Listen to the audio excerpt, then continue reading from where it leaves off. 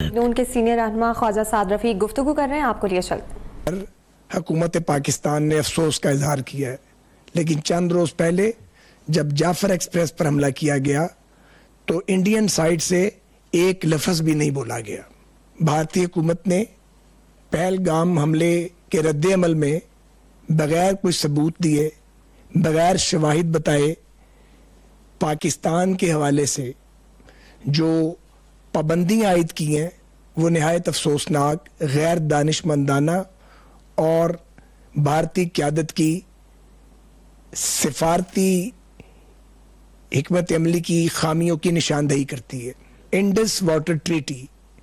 محض پاکستان اور ہندوستان کے درمیان معاہدہ نہیں ہے، بلکہ اس کی آربیٹریشن ورلڈ بینک نے کی ہے اور اس کی انٹرنیشنل گارنٹیز موجود ہیں، اور اس سندھ طاس معاہدے میں واضح طور پہ لکھا ہے کہ کوئی ایک فریق پاکستان یا ہندوستان اس کو یک طرفہ طور پہ منسوخ نہیں کر سکتا۔ یہ الگ بات ہے کہ ایک طویل عرصے تھے بھارتی حکمرانوں کی یہ کوشش تھی کہ کسی طرح سندھ طاس معاہدے سے وہ نجات حاصل کر لیں، لیکن ایسا ممکن نہیں ہے۔ میں یہ ضرور کہوں گا کہ سندھ طاس معاہدے کو چھیڑ کر انڈین گورنمنٹ نے خطے میں کشیدگی کو ہوا دی ہے۔ زیادہ بہتر یہ ہوتا کہ اگر ان کے پاس کچھ شواہد یا ثبوت تھے تو وہ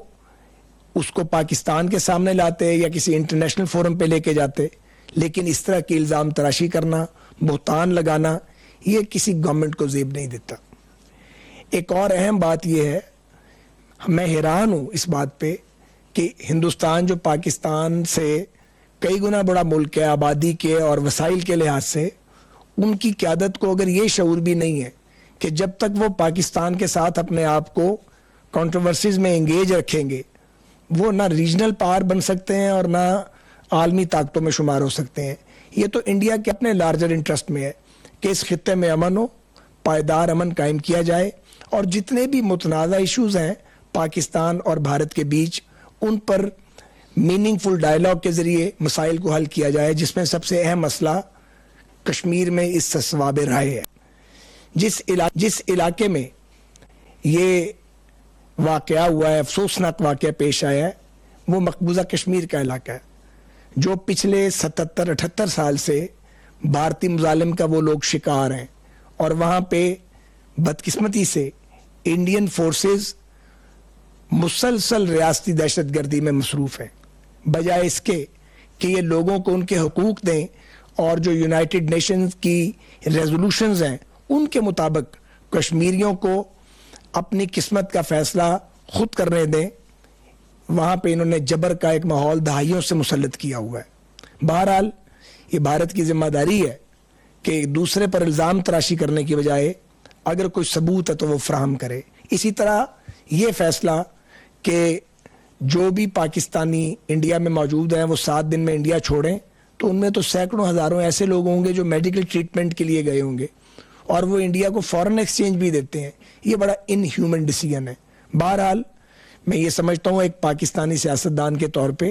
کہ انڈین لیڈرشپ کو ہوش کے ناخن لینے چاہیے، اور کشیدگی میں اضافہ کسی طور بھی ہندوستان یا پاکستان کے مفاد میں نہیں ہے، بلکہ عالمی امن کے لیے بھی اس طرح کی کنٹروورسیز اور اس طرح کے اقدامات خطرہ بن سکتے ہیں۔ اس موقع پر یہ کہنا بہت ضروری ہے کہ پاکستان کی پالیسی تو بھارت میں مداخلت کی اور دہشت گردی کی بالکل نہیں ہے، لیکن پاکستان کو انڈین سائیڈ سے مسلسل مداخلت اور دہشت گردی کا نشانہ بنایا گیا ہے، مگر پاکستان نے ہمیشہ صبر اور تحمل کا مظاہرہ کیا ہے، اور کمانڈر کلبھوشن کی بلوچستان سے گرفتاری، ان کا اعتراف جرم، اس بات کا زندہ جاوید ثبوت ہے کہ بلوچستان میں جو انسرجنسی چل رہی ہے اور جو وہاں واقعات ہوتے ہیں اس میں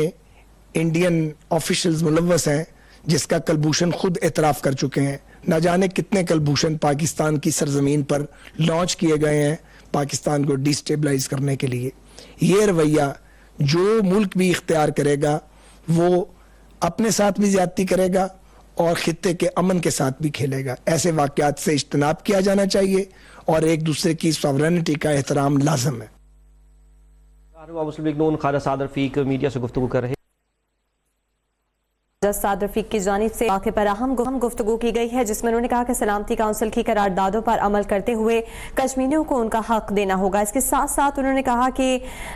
کسی بھی قسم کے معاہدے کے بغیر پاکستان پر پابندیاں عائد کرنا، اور اس کے ساتھ ساتھ سعد رفیق کی جانب سے کہا گیا ہے کہ انڈس ٹریٹی کے معاملے کو ہوا دے کر